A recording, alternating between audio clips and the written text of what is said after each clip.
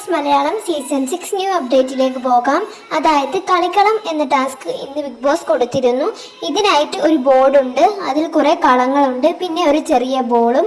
അതിനവിടെ 2 കയറുണ്ടാകും. അത് വലിച്ച് മൂവാക്കി കൊണ്ട് സെൻട്രൽ കളത്തിലേക്ക് എത്തിക്കുകയാണ് വേണ്ടത്. അങ്ങനെ 2 പേരുള്ള 4 ടീമുകളായിരുന്നു ഉണ്ടായിരുന്നത്. ഋഷി അഭിഷേക്, അർജുന് ജിൻഡോ, ശ്രീതു ജാസ്മിൻ, സായി സിജോ എന്നിങ്ങനെയായിരുന്നു ടീം തിരിച്ചിരുന്നത്. നോറ വിധികർത്താവായിരുന്നു. ജിൻഡോയും അർജുനും ജാസ്മിനും ശ്രീതുവും ഇവർക്ക് 2 ടീമിനും ആ ടാസ്ക് പൂർത്തീകരിക്കാൻ കഴിഞ്ഞില്ല. 5 മിനിറ്റ് ആയിരുന്നു സമയം. സായും സിജോയും ചെയ്തു, പക്ഷേ 4 മിനിറ്റും 23 സെക്കൻഡും എടുത്തു. അതുപോലെ തന്നെ അഭിഷേകും ഋഷിയും ചെയ്തു.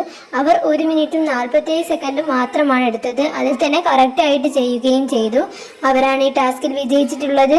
ജയിച്ച ടീമിന് മാങ്ങകളാണ് സമ്മാനമായി കൊടുത്തിരിക്കുന്നത്.